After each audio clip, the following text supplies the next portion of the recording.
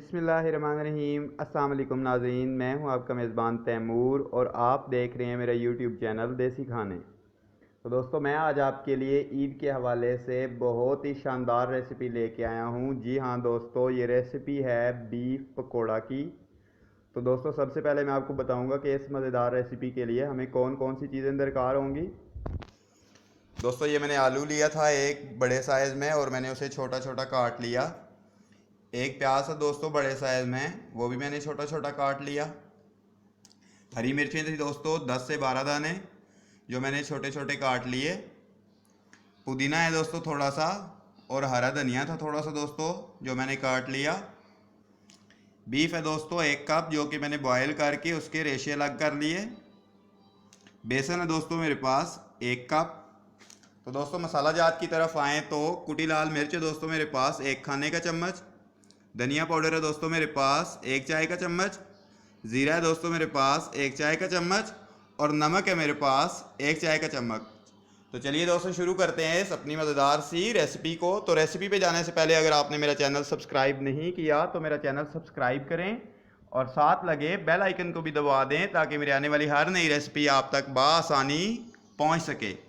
तो चलिए दोस्तों, चलते हैं इस रेसिपी की तरफ। सबसे पहले दोस्तों, मैं ये तमाम अज़ा आलू, प्याज, ये बीफ जो कि मैंने रेशे अलग किए हुए हैं, हरी मिर्चें, हरा धनिया, पुदीना, बेसन और ये तमाम मसाला जात मैं एक बाउल में डाल के पानी के साथ मिक्स करूंगा दोस्तों।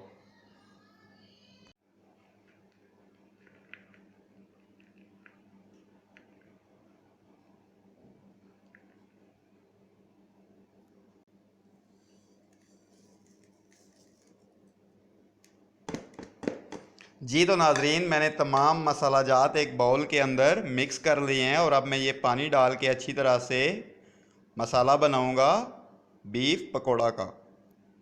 मैंने इन तमाम मसाला जात के अंदर 1 कप पानी का शामिल किया और इसे अच्छी तरह से मैंने मिक्स कर लिया। आप देख सकते हैं कि मेरा पकौड़ा का मसाला बिल्कुल अच्छी तरह से तैयार हो चुका है। तो अब टाइम है दोस्तों पकौड़े फ्राई करने का। तो मैं कढ़ाई के अंदर ऑयल लूँगा और उसे गरम कर लूँगा दोस्तों अच्छे से।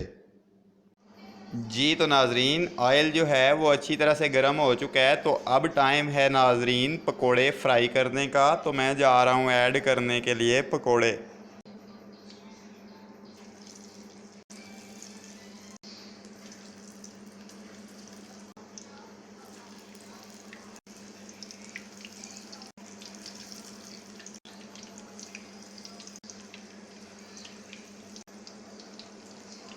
तो नाजरीन, पकोड़ों को आपने टाइमली चेक करते रहना है और इनकी साइड चेंज करते रहना है, ताकि अच्छी तरह से पकोड़े फ्राई हो जाएं।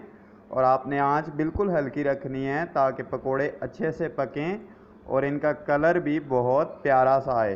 दोस्तों, आप देख सकते हैं कि पकोड़े मेरे बहुत अच्छे से फ्राई हो रहे हैं। देख सकते हैं कि मेरे पकोड़े बहुत अच्छे से फ्राई हो चुके हैं और इनका कलर भी ज़्यादा ख़राब नहीं हुआ। बहुत ही प्यारा सा कलर आया है ये बीफ पकोड़ा का।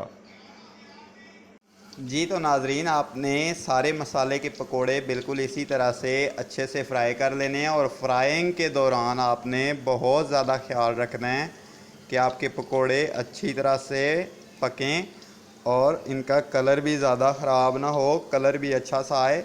आपने टाइमली इन्हें चेक करते रहना है और साइड चेंज करते रहना है ताकि पकोड़ों का कलर ख़राब ना हो।